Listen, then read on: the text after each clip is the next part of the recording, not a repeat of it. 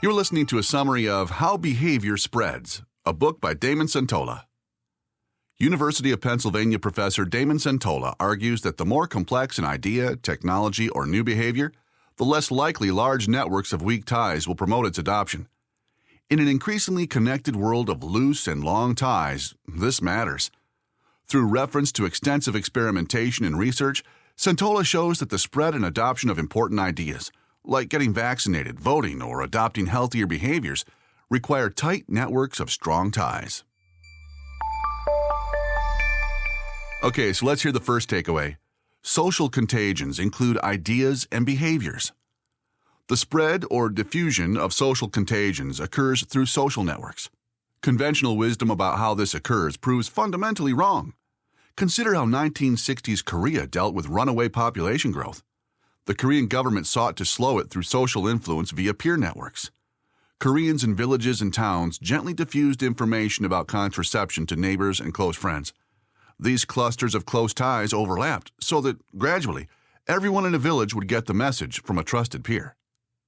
Most theorists and students of social networking assume that ideas spread through society quickly and efficiently along weak ties, people who loosely associate with each other. This works well for simple ideas and information, and for highly transmissible diseases, but not when involving a potential contagion of complex ideas, a new technology adoption, or a substantive behavior change. Great, now for the second takeaway. Weak ties in networks may slow the spread of innovation and behavior change.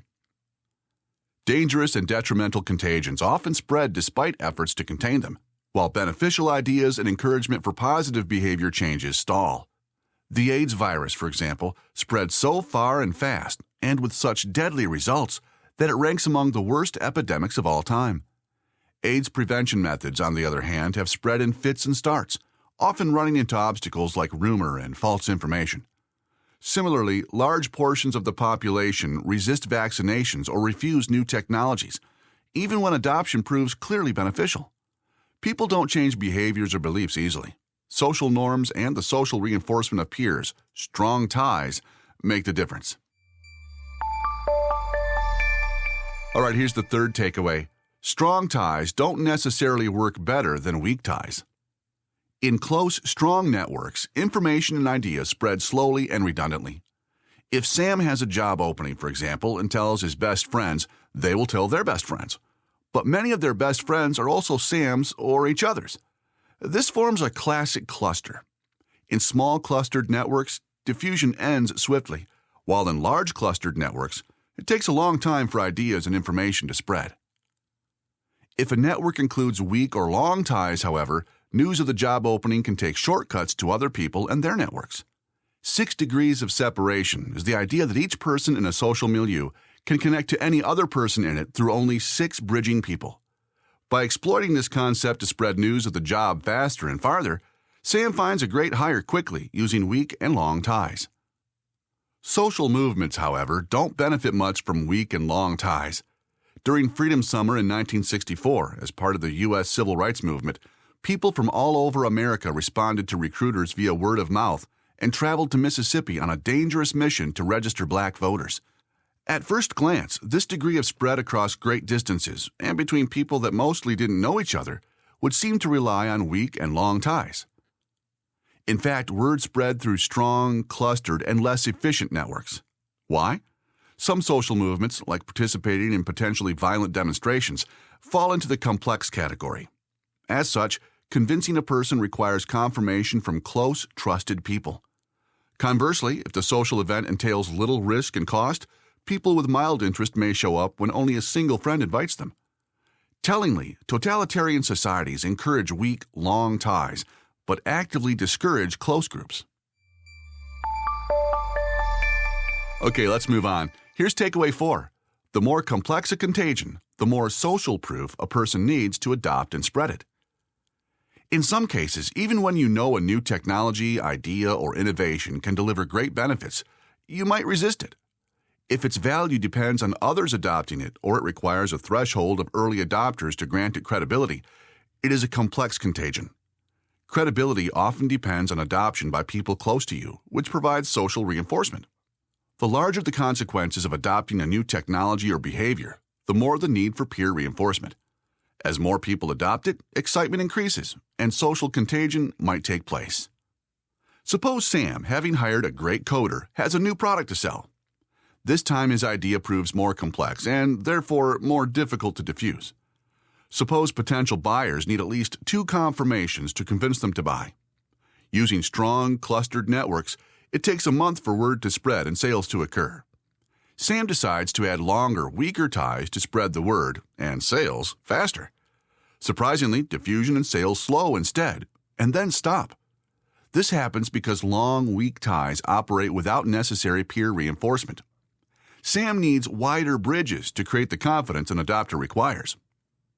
Rather than encouraging long and weak ties, Sam should focus on reinforcing strong, short connections between the clustered networks. If his close friends and their close friends overlap to a degree, sufficient social proof occurs, and everyone receives an endorsement from 2 or more peers. Thus, the message can spread efficiently between clustered, closed networks. Diffusion crucially depends on wide and close ties, trusted peers, and more than one. This efficiency would not occur if the idea or innovation were simple. Then, wide bridges would slow diffusion.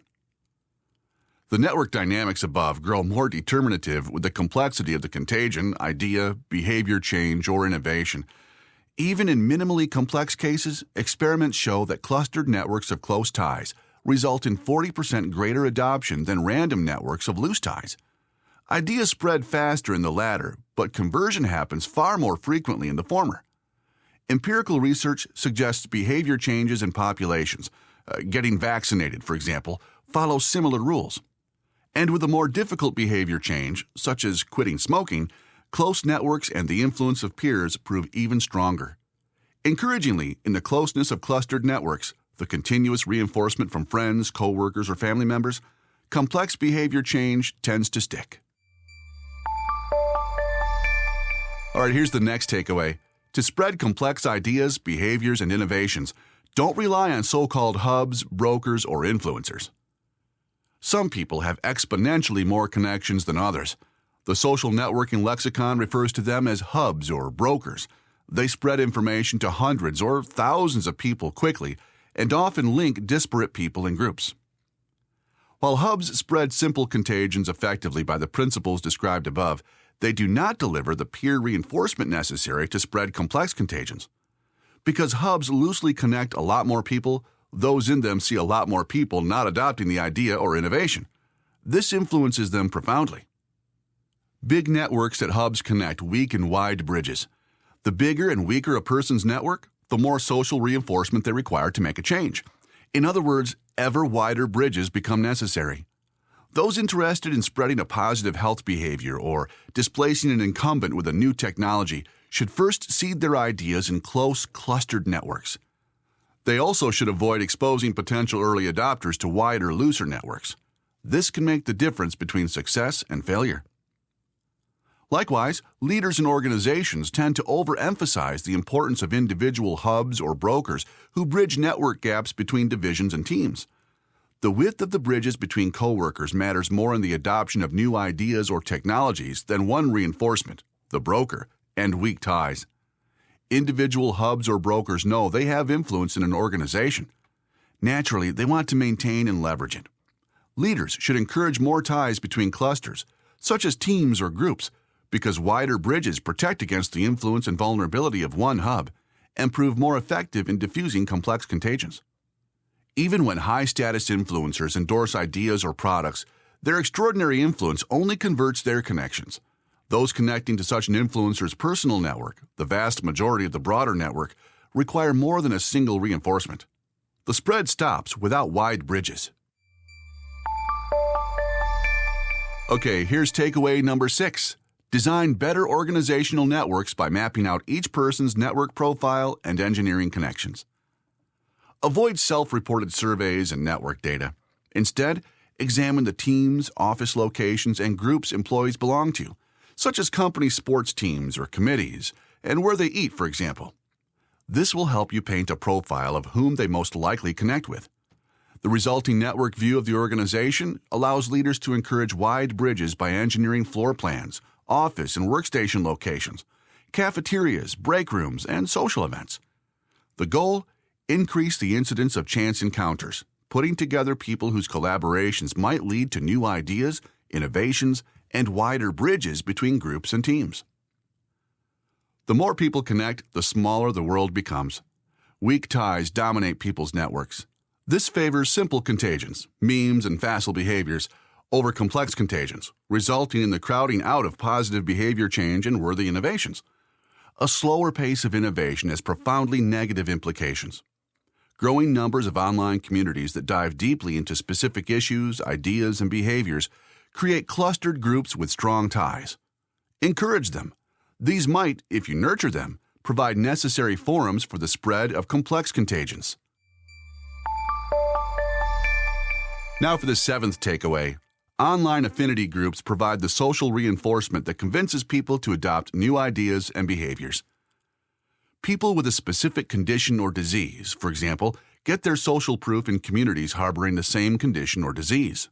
Within these groups, people form strong ties with members with whom they share the most in common.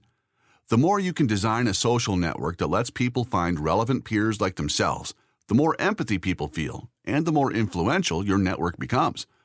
Thus, it becomes more likely to facilitate diffusion of complex contagions. Context matters. In an experiment designed to test people's willingness to attend fitness classes, researchers offered incentives and rewards to those with the highest attendance. The experiment broke participants into 4 groups.